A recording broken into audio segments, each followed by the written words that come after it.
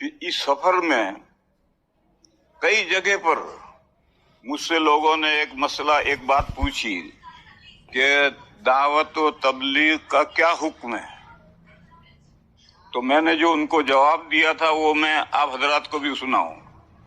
میں نے ان کو جواب دیا کہ دو قسم کے انسان ہیں۔ ایک وہ انسان ہے کہ بڑی عمر ہو گئی، 50-60 سال کے ہو گئے، تجارت میں لگے ہوئے ہیں، ہل چلا رہے ہیں، مزدوریاں کر رہے ہیں اور دین کا کوئی حصہ نہیں جانتے۔ یہ برائے نام کا مسلمان ہے، اس سے آگے کچھ نہیں جانتے۔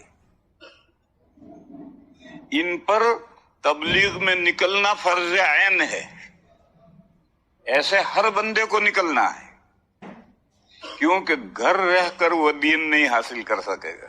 اگر گھر رہ کر وہ علم دین حاصل کر سکتا تو 60 سال کا ہو گیا، آج تک کیوں نہیں حاصل کیا؟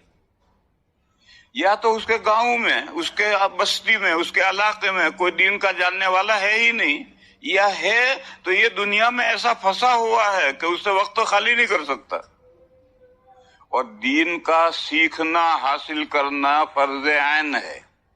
نبی پاک صلی اللہ تعالی علیہ وسلم کا ارشاد ہے، طلب العلم فریضۃ علی کل مسلم۔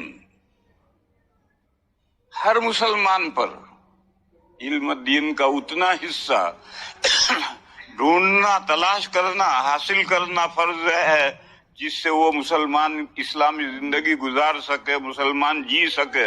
اتنا علم حاصل کرنا ہر مسلمان پر فرض عین ہے، اور گھر رہ کر وہ نہیں حاصل کر سکتا ہے۔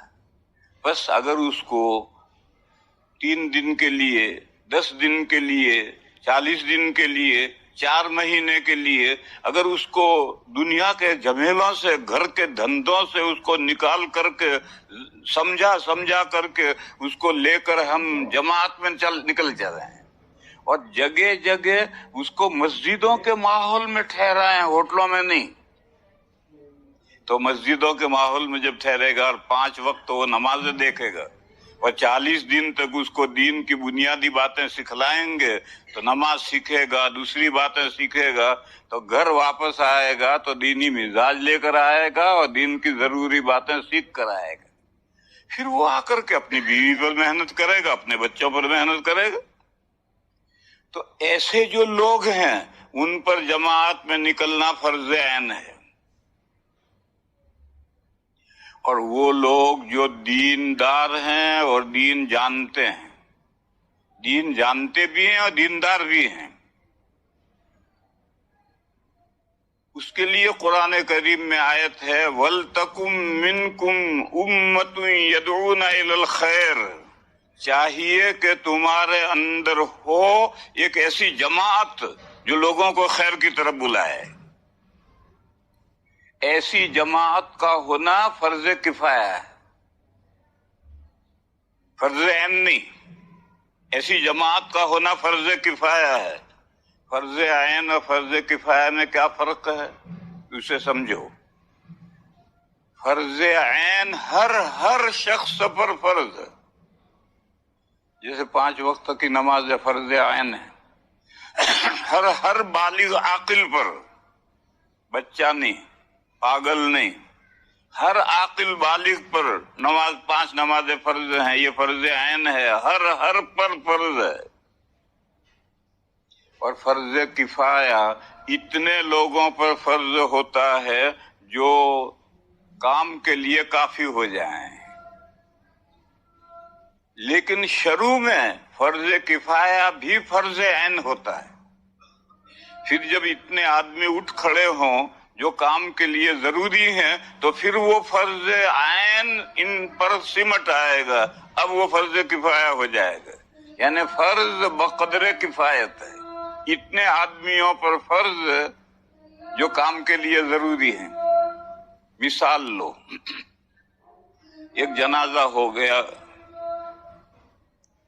اس کا نہلانا، کفنانا، دفنانا یہ فرض ہے۔ جو زندہ ہیں ان کے ذمہ فرض ہے کہ جو مر گیا ہے اس کو نہلائیں، کفنائیں، دفنائیں۔ اور یہ فریضہ گاؤں کے تمام افراد پر پھیلا ہوا ہے. گاؤں کے ہر فرد پر فرض ہے کہ جو میت گاؤں میں ہو گئی ہے اسے کفناؤ، نہلاؤ، دفناؤ. پھر 10 آدمی اٹھے اور انہوں نے یہ کام کر دیا، نہلا بھی دیا، کفنا بھی دیا، دفن بھی کرا ہے. تو اب وہ جو پورے گاؤں پر فریضہ تھا وہ ان 10 پر سمٹ آیا ہے اور سارا گاؤں فرض سے سوکھدوش ہو گیا ہے اور فرض ادا کرنے کا ثواب ان 10 کو ملے گا. باقی جو ہے فرض سے نکل گئے اور ان پر سمٹ آیا. اسی طرح سے اس مثال سے سمجھو کوئی کام کرنا ہے اور اس کے لیے ہر فرد پر ضروری نہیں ہے تو وہ فرض کفایہ کہلاتا ہے. اتنے بندوں پر فرض ہے جو کام کے لیے کافی ہیں. دوسری مثال لو، اسلامی مملکت پر اغیار نے، دشمنوں نے حملہ کیا تو ان دشمنوں سے لوہا لینا فرض ہے. کھڑے ہو، ان دشمنوں کو بھگاؤ، ان سے لوہا لو. کتنے آدمیوں پر فرض ہے؟ سب پر فرض ہے. پھر 5000 آدمی کھڑے ہوئے اور انہوں نے مقابلہ کیا اور دشمن کو بھگا دیا. تو اب وہ جو سب لوگوں پر فرض تھا وہ ان 5000 پر سمٹ آیا اور ان 5000 کو فرض ادا کرنے کا ثواب ملے گا اور باقی لوگ فرض سے سبکدوش ہو گئے، ان کے کندھے ہلکے ہو گئے. یہ میں نے 2 مثالیں دی ہیں، ان مثالوں سے فرض کفایہ کو سمجھو. تو قرآن کریم نے یہ ارشاد فرمایا وَلْتَكُمْ مِنْكُمْ أُمَّةٌ يَدْعُونَ إِلَى الْخَيْرِ، چاہیے کہ تم میں سے ایک گروہ ہو جو لوگوں کو بھلائی کی طرف، خیر کی باتوں کی طرف بلائے. ایسا ایک گروہ ہونا ضروری. یہ فرض کفایہ ہے.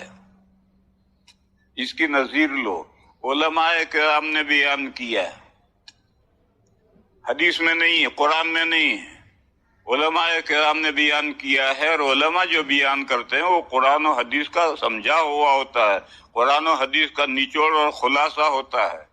علماء کرام نے بیان کیا ہے کہ اتنی مسافت پر جہاں آدمی صبح کو پیدل جائے اور مسئلہ پوچھ کر شام کو گھر پہنچ جائے، اتنی مسافت پر دین کا ایک کامل عالم ہونا ضروری ہے جو دین کی ہر بات کا جواب دے سکے. ایسا عالم ہونا فرض کفایہ ہے.